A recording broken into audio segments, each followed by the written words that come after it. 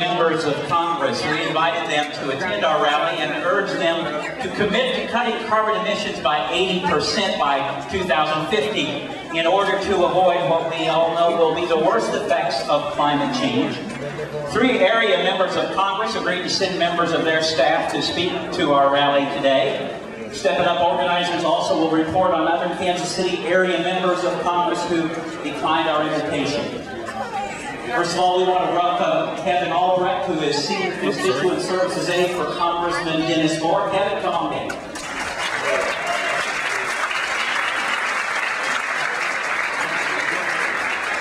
afternoon. Can everyone hear me?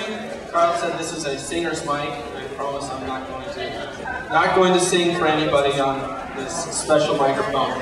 I told my wife today that I had to go to a rally, and she asked me what it was for, and I said, you know, this is a real family values rally. I think this protecting the environment and addressing global warming is one of those family values that I think is often left off the list when people are talking about what's most important to the United States. Congressman Moore couldn't be here today, but he did prepare a letter and asked that I read it in his place.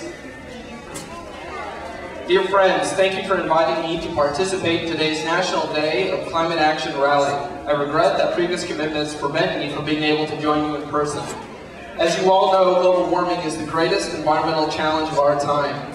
Sea levels are on the rise, ice and snow cover are decreasing, and storms are becoming more powerful. Leading scientists such as James Hansen of NASA's Goddard Institute of Space Studies caution that we are nearing a climate tipping point, beyond which large-scale dangerous impacts will become unavoidable. I share your concerns regarding global climate change. Like you, I'm concerned by the devastating consequences of global warming, and I agree that environmental legislation in response to its effects is absolutely essential. With the heightened public awareness and change in congressional leadership, this is the right time to support serious climate change legislation, as it has clearly become a bipartisan issue. Speaker of the House, Nancy Pelosi, also agrees. She established a House Select Committee on Energy Independence and Global Warming and has assigned members of Congress to serve.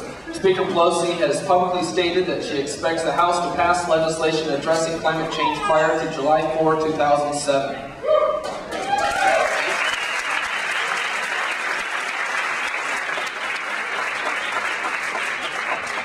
Not only is addressing climate change in a scientific manner absolutely necessary, it is going to be the means by which we grow our economy during this decade, and thereby create jobs and growth in the middle class. Moving people to renewable energy sectors, research, production, and installation will provide a number of new manufacturing jobs as well as research, sales, and service.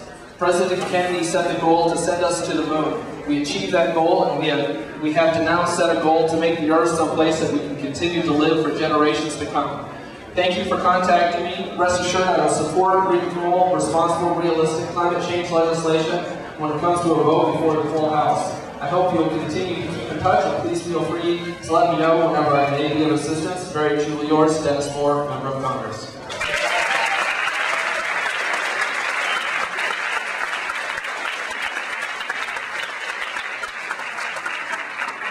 Orlovick is Community Affairs Liaison and Grants Coordinator for Congressman Emanuel Cleaver II. Matt, come on down.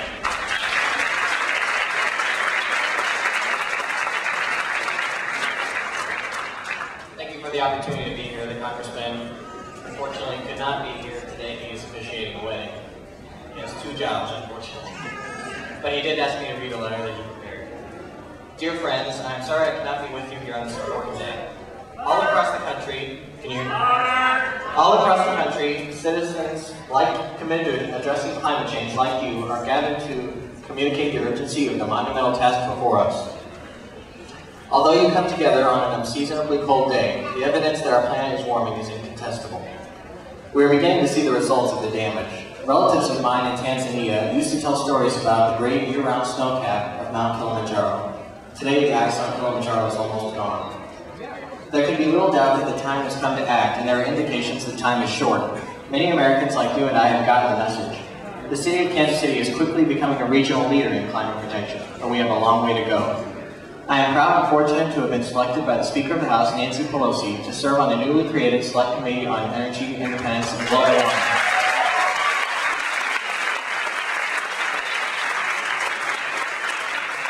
In this new role, my aim is to bring organizations into the process of finding a solution who have historically been indifferent or even hostile to efforts to address global warming. Rising waters, devastating droughts, and severe storms do not discriminate. We will all suffer the effects, and the world's poorest communities will suffer the most acute. We can no longer afford inaction. I believe we have an obligation to our planet and humanity to take immediate action limiting the impact of global warming. As a world community, we must rise to the challenge of breaking our dangerous dependence on energy sources that threaten the planet. Thank you for taking the bold steps necessary in facing this unprecedented challenge, and thank you for allowing me the opportunity to be part of this historic day. Warmest regards, Emanuel Cleaver II.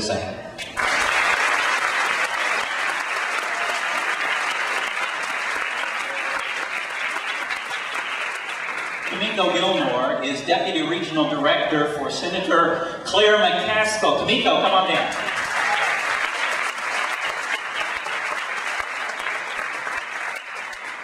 Good afternoon, everyone. It's a pleasure to be here in my senator's place. She is recovering from knee surgery, and she thanks you all for everything, all the prayers and cards and letters that you've sent. And she has a letter for you. Thank you for inviting me to speak with you all today, and I apologize that my schedule did not allow me to be here in person. It's such an honor to be here, to be able to address a crowd of passionate constituents who are willing to work hard for the common good. For the past 6 years, the administration has attempted to persuade Americans that global warming is a myth and that rising temperatures have little or nothing to do with human activity. We have dealt with a Congress who was unwilling to challenge this president and pass meaningful climate change legislation. This inaction, this lack of fortitude to get the ball rolling, all changed last November when you elected new leadership in Congress.